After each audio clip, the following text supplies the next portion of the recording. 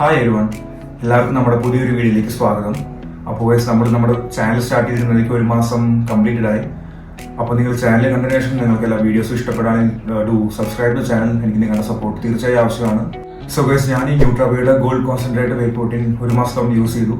പിന്നെ അതിൻ്റെ ഒരു യൂസർ ബേസ്ഡ് എക്സ്പീരിയൻസ് നിങ്ങളായിട്ടും ഷെയർ ചെയ്യാമെന്ന് വിചാരിച്ചു. അപ്പോൾ നമുക്ക് വീഡിയോയിലേക്ക് കടക്കാം. സോ ഞാനിത് 1 മാസത്തോളം യൂസ് ചെയ്തതിന് ശേഷം ഇതിൻ്റെ എനിക്ക് ഏറ്റവും വലിയ പോസിറ്റീവ് തോന്നിയത് ഇതിൻ്റെ ഒരു ബ്ലോട്ടിംഗ് ആയിരുന്നു. It has no bloating guys. അപ്പോൾ ഞാനിത് പർച്ചേസ് ചെയ്യുന്ന സമയത്തും ഞാൻ വെറിഡായൊരു കാര്യമായിരുന്നു. ഞാൻ പൊതുവെ കേട്ടിട്ടുണ്ട് എല്ലാ വേ പ്രോട്ടീനും ഒരു മിനിമൽ പെർസെൻറ്റേജ് ഓഫ് ബ്ലോട്ടിംഗ് ഉണ്ടെന്ന്. അപ്പോൾ ഇത് ഞാൻ എക്സ്പെക്ട് ചെയ്തിരുന്നു. പക്ഷേ ഇത് ഞാൻ യൂസ് ചെയ്തിട്ട് എനിക്കൊരു ബ്ലോട്ടിംഗ് എനിക്കങ്ങനെ ഫീൽ ചെയ്തിട്ടില്ല. ഞാൻ പലരും കേട്ടിട്ടുണ്ട് എല്ലാ വേ പ്രോട്ടീനും ബ്ലോട്ടിംഗ് ഉണ്ടെന്ന്, പക്ഷേ എനിക്ക് അങ്ങനെ ഫീൽ ചെയ്തിട്ടില്ല. പിന്നെ ഇതിൻ്റെ ടേസ്റ്റ് ആൻഡ് ഫ്ലേവറിനെ പറ്റി പറയുകയാണെങ്കിൽ ഇതിൻ്റെ ഫ്ലേവർ വന്നിട്ട് ചോക്ലേറ്റ് ഫ്ലേവർ ആയിരുന്നു. പിന്നെ ഇതിൻ്റെ ടേസ്റ്റ് നമുക്ക് ഓക്കെ, കാരണം ഒരിക്കലും ഇതൊരു ഓവർ സ്വീറ്റ് അല്ല, മോഡറേറ്റ് ലെവല. അപ്പോൾ എനിക്ക് ഓവറോൾ ടേസ്റ്റ് വൈസും ഓക്കെ ആയിട്ട് തോന്നി. നമുക്ക് ഓവർ സ്വീറ്റ് ആണെങ്കിൽ നമുക്ക് കുടിക്കുമ്പോഴും ഒരു മട്ടിപ്പ് വരും. ഇതിന് അങ്ങനത്തെ ഒരു പ്രശ്നമില്ല. അപ്പോൾ എനിക്ക് സ്വീറ്റും അതിൻ്റെ ടേസ്റ്റും ഓക്കെ ആയിട്ട് തോന്നിയത്. പിന്നെ ഈ വേ പ്രോട്ടീൻ്റെ മിക്സബിലിറ്റിയെ കുറിച്ച് പറയുകയാണെങ്കിൽ ഇതിൻ്റെ മിക്സബിലിറ്റി പെർഫെക്റ്റ് ആണ്. കാരണം ഞാൻ ഓൾറെഡി ഒരു വീഡിയോയിൽ അപ്ലോഡ് ചെയ്തിട്ടുണ്ടായിരുന്നു മിക്സബിലിറ്റിനെ കുറിച്ച്. ഞാൻ അതിൻ്റെ വീഡിയോയുടെ ക്ലിപ്പിംഗ് ചെയ്യാം, നിങ്ങൾക്കത് കാണാൻ പറ്റും.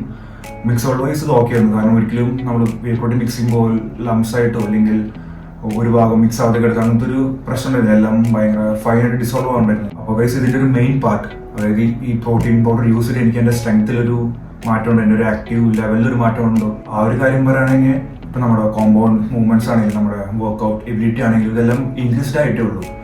അപ്പോൾ അതിൽ നിങ്ങൾ ആ കാര്യത്തിലൊന്നും ഡൗട്ട് അടിക്കേണ്ട ആവശ്യമില്ല. ഇത് പ്രോട്ടീൻ ബോഡിയിൽ അബ്സോർബ് ആയി അതിലുള്ള റിസൾട്ട്സ് എല്ലാം കാണാനുണ്ട്. പക്ഷേ ഞാനൊരു ഡിസ്ക്ലൈമർ തരാം, ഇതൊരിക്കലും ഒരു പ്രോട്ടീൻ പൗഡർ മാത്രം കൺസ്യൂം ചെയ്തിട്ട് വന്ന് മാറ്റമല്ല. നമ്മുടെ ഓവറോൾ വർക്ക്ഔട്ട് ആയിട്ടെല്ലാം കമ്പൈൻഡ് ആയിട്ടൊരു റിസൾട്ടേ ഉള്ളൂ. അല്ലാതെ പ്രോട്ടീൻ പൗഡർ കൺസ്യൂം ചെയ്തുകൊണ്ട് മാത്രം വരുന്നൊരു ചേഞ്ചസ് അല്ല. ഇവിടെ protein powder just helps to meet your protein goal, അത്രേ ഉള്ളൂ.